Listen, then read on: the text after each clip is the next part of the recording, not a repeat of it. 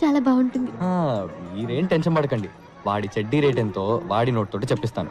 నాన్న నిఖిల్, ఆ చట్నీ ఎందుకు? You are so sweet. మీ నాన్నగారు ఎక్కడ? మీ వెనకాలే ఉన్నారు. ఓ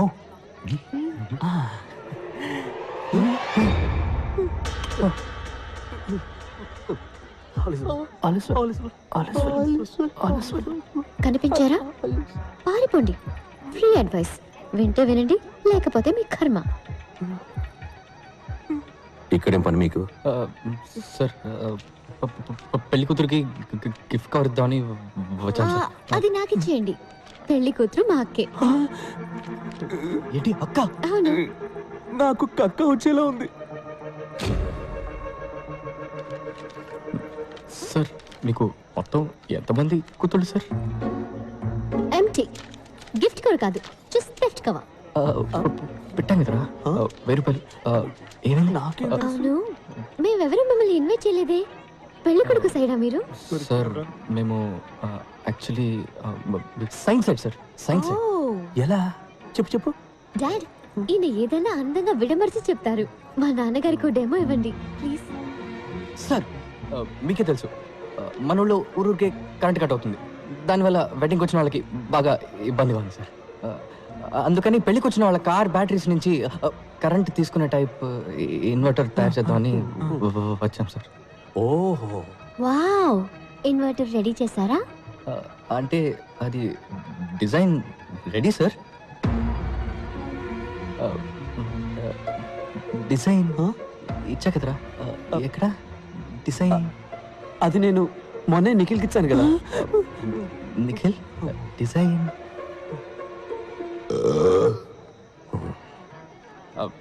సార్. డిజైన్ ఏముంది సార్? మీకు ఎస్లాందని కార్కి సిమ్మని చెప్పండి, ఇక్కడే ఇప్పుడే ఇన్వర్టర్ తయారు చేసి చూపిస్తాను సార్. నీకు కథలు చెప్పడం వచ్చు, ఇన్వర్టర్ చేయడం చేత కాదు. సార్, నన్ను నమ్మండి సార్, నా వల్ల అవుతుంది. అంతేకాకుండా మీ డాటర్ పెళ్ళిలో దీన్ని కనిపెట్టాం కాబట్టి దీనికి మీ పేరే పెడదాం అనుకుంటున్నాం సార్. Virus inverter. ఎలా సార్? నానా, మీ పేరు వైరసా? చెప్పనే లేదు. నిఖిల్, వెంకట్, రేపు మీరిద్దరూ లంచ్ బ్రేక్లో నా ఆఫీసులో ఉండాలి. సార్, సారీ సార్, భోజనం ప్లేట్ ఎంతో చెప్పారంటే పే చేసేస్తాం సార్, ఇన్స్టాల్మెంట్లో సార్. ఇక మీదట ఏ పెళ్ళికి వెళ్ళాం సార్. సార్, నా పెళ్ళి కూడా డెఫినెట్గా వెళ్ళాను సార్. నేను అసలు పెళ్ళే చేసుకోను సార్. మీ అమ్మా నాన్నలే పెళ్లి చేసుకోకుండా ఉండాల్సిందే. ఈ లోకంలో ఇద్దరు మూర్ఖుల సంఖ్య తగ్గుండేది. క్లాస్ గీస్ పీకుతాడా ఏంటి? Pay attention.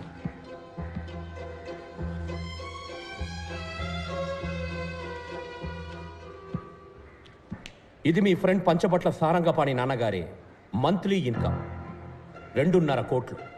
1 సున్నా, 2 సున్నా, ఇంకొక సున్నా తీస్తే వెంకట్, ఇది మీ నాన్నగారి మంత్లీ ఇన్కమ్. ఇంకొక సున్నా తీస్తే ఇది మీ పేరెంట్స్కి వచ్చే మంత్లీ పెన్షన్. నిఖిల్, మీ సిచ్యువేషన్ ఏంటనేది ఇంతకంటే బెటర్గా చెప్పక్కర్లేదనుకుంటా.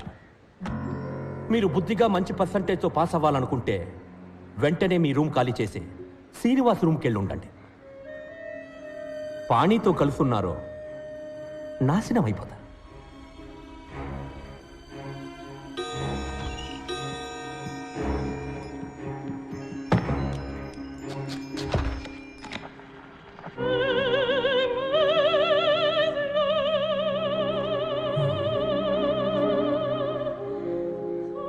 ఏందన్నా, సేవ్ చేసుకుంటారా?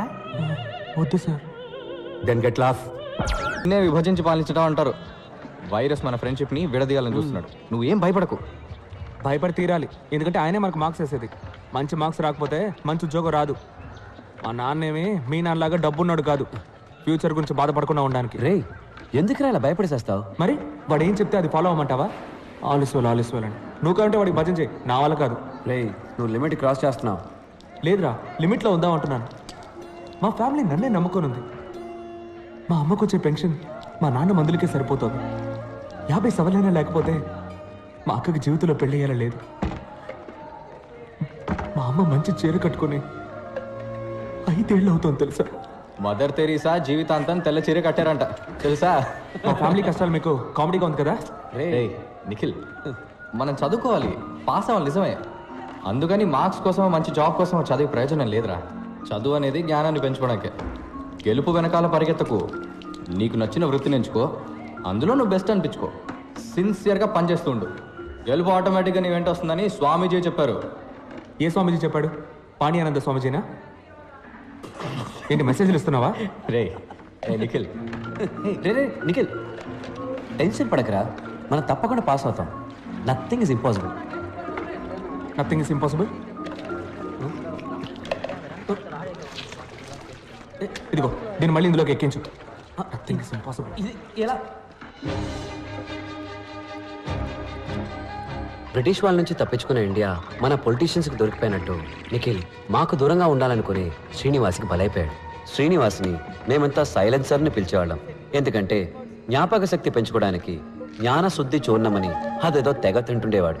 అది తినేసి వాడేసే సైలెంట్ బాంబ్ స్మెల్ ఉందే, హబ్బబ్బా, దానికన్నా డ్రైనేజ్ కంపే బెటర్.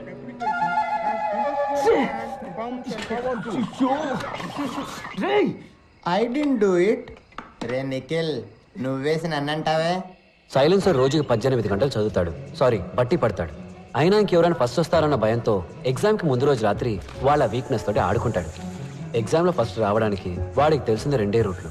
1 తనకి ఎక్కువ మార్క్స్ వచ్చేలాగా చదవడం, 2 మిగతా వాళ్ళకి తక్కువ మార్క్స్ వచ్చేలాగా చేయడం.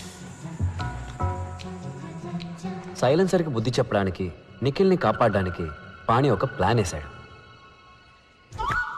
మన కాలేజీ ప్రిన్సిపల్ సంస్కరించడంలో రారాజు. సంస్కరించడం అంటే ఏమిటి? అర్థం తెలుసా? చెప్పు. అర్థం తెలియకపోయినా నేను బట్టి పట్టుకెళ్ళను, చెప్పు. అయితే పట్టు. ఆ సంవత్సరం టీచర్స్ డే ఫంక్షన్కి శ్రీనివాసే వెల్కమ్ అడ్రస్. వైరస్ని ఇంప్రెస్ చేయడానికి అచ్చ తెలుగులో స్పీచ్ రాసిమ్మని లైబ్రరీన్ బోస్ని అడిగాడు.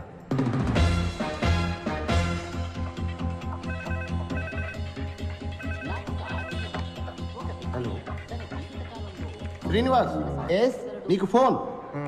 బోస్ గారు, ప్రింట్అవుట్ క్లియర్గా తీయండి, ఇప్పుడే వస్తా. ఏంటి కుళ్ళిన క్యాబేజీ కంపు కొడుతోంది? బోస్ సార్, ఆ, ఇప్పుడు ప్రిన్సిపల్ మీ గురించి అడిగారు. అవునా? అయితే నేను వెళ్ళి కలిసి వస్తాను. ఇది నువ్వు శ్రీనివాస్కి ఇచ్చేయి. Hello, tell me. Commissioner office నుంచి మాట్లాడుతున్నా. Sir. Are you Srinivas from California? Yes sir, you are right. నువ్వేదో రాడికల్ విద్యార్థి సంఘానికి చెందిన వాడివని, నీ హాస్టల్ రూమ్ లో రహస్యంగా విస్ఫోటక మూటలు తయారు చేస్తున్నావని మాకు ఇన్ఫర్మేషన్ వచ్చింది. విస్ఫోటకపు మూట? అదే మ్యాన్, బాంబ్. అది కూడా సౌండే లేకుండా పేలుతుందంటగా? No sir, I can't. నటించక మ్యాన్. నిన్ను స్టేషన్కి తీసుకెళ్లి నీ బొక్కలెరగదీసి మక్కలెరగదంతే అన్ని నిజాలు ఆటోమేటిక్గా బయటకు వచ్చేస్తాయి. Sir, no sir, it will pain sir. సైలెన్స్ని నేను మాటలో పెట్టాను, కానీ వాడి స్పీచ్లో కొన్ని పదాలు మార్చేశాడు. ఉదాహరణకి సంస్కరించడం అనే పదాన్ని బలాత్కరించడంగా మార్చేశాడు. ఎక్స్క్యూజ్ మీ సార్, పిలిచారట? ఎవరు నువ్వు? Bose, librarian, permanent staff sir. Congratulations.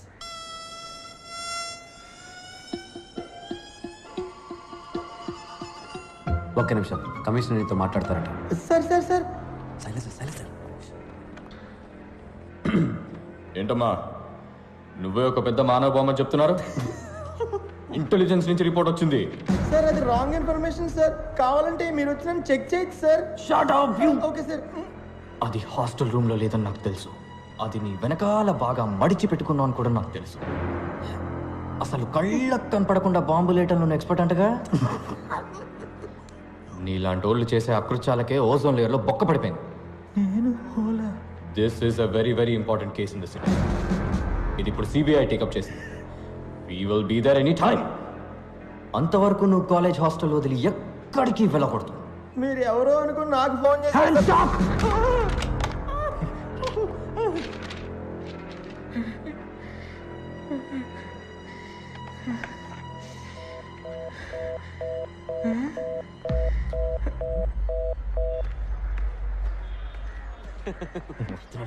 ఏ సైలెన్స్ సార్, బోస్ సార్ నీకు ఈ paper ఇమ్మన్నా. You don't call me like that. Pani geni langa oni. Irritators. You always irritating others. ఏయ్, ప్రిన్సిపాల్ నన్ను పిలవలేదటగా? మీ గురించి అడిగారని చెప్పానే కానీ పిలిచారని చెప్పానా? అడిగారన్నావా? పోరా ఎదవా.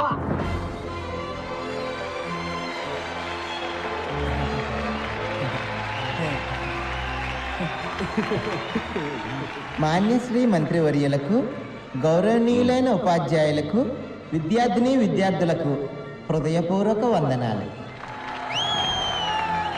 గత వారం ఇండియా టుడేలో ప్రచురించిన ఉత్తమ యంత్ర నిపుణుల కళాశాల పట్టికలో మన కళాశాల ఇండియాలో 7వ స్థానంలోను, ఆంధ్రప్రదేశ్లో మొదటి స్థానంలో నిలిచింది. ఇంతటి గౌరవానికి ఒకే ఒక్కరు కారణం. వారే మన సంచాలకులు శ్రీ విరూపాక్ష సుందరం గారు. సార్, గొంతు మాత్రమే వాడిది, మోటార్ని నావే. గడిచిన 32 ఏళ్లగా ఈ కళాశాలలో పలు విద్యార్థిని విద్యార్థులు మాటలకు అందని రీతిలో వీరిచే బలాత్కరించబడ్డారు.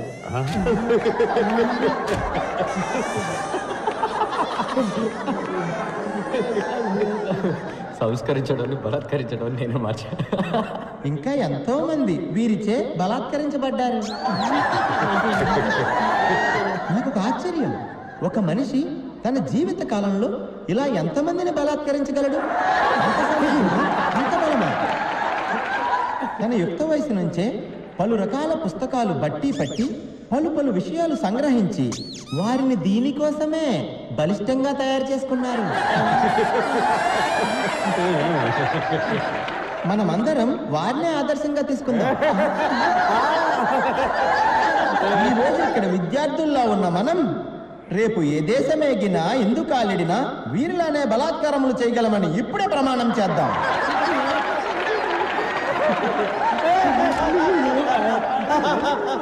ఐఈసీ విద్యార్థులంత బలంగా ప్రపంచంలో ఏ విద్యార్థి బలాత్కరించలేడు అనే నిజాన్ని నిరూపించి చూపిద్దాం. శ్రీనివాస్, ఈ గొప్పతనమంతా మన బలాత్కార భీముడు, ఈ కళాశాల సంచాలకులు శ్రీ విరూపాక్ష గారికే చెందుతుంది. బలాత్కార భీముడు విరూపాక్ష రెండోసారి.